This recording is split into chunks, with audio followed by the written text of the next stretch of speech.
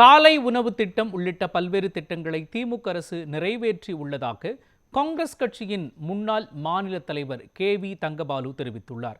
பென்னாகரம் தொகுதிக்குட்பட்ட ஆலமரத்துப்பட்டி பகுதியில் காங்கிரஸ் வேட்பாளர் தமிழ்குமரன் ஆதரித்து வாக்கு சேகரித்த அவர் சட்டமன்ற தேர்தலில் திமுக கூட்டணி அமோக வெற்றி பெறும் என்று கூறினார். 27 மாநிலங்களில் தமிழ்நாடுதான் இன்றைக்கு முதன்மை மாநிலம் என்று அதை மாற்றி காட்டிய பெருமை நம்முடைய முதலமைச்சர் மாண்புமிகு ஸ்டாலின் அவர்களை சாரும்.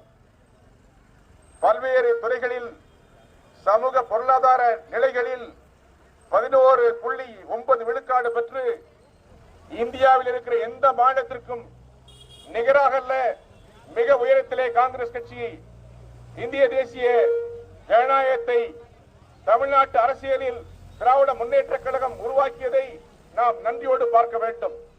இன்றைக்கு தமிழ்நாட்டின் முதலமைச்சர் எல்லா முதலமைச்சரை விட ஒப்பற்ற முதலமைச்சர் என்று பெயர் வாங்கியிருக்கிறார். அதற்கு காரணம் அவருடைய ஓயாத உழைப்பு. தமிழ்நாட்டு மக்களுக்கு வழங்கியிருக்கிற சட்டங்கள், திட்டங்கள், பொருளாதார மேம்பாடு என்று ஒவ்வொன்றாக பார்க்க வேண்டும். தமிழ்நாட்டிலே தான் இந்தியாவில் இருக்கிற உழைக்கும் மக்கள், உழைக்கும் மகளிர் 45 விழுக்காடு தமிழ்நாட்டில் இருப்பதாக புள்ளி விவரங்கள் கூறுகிறது.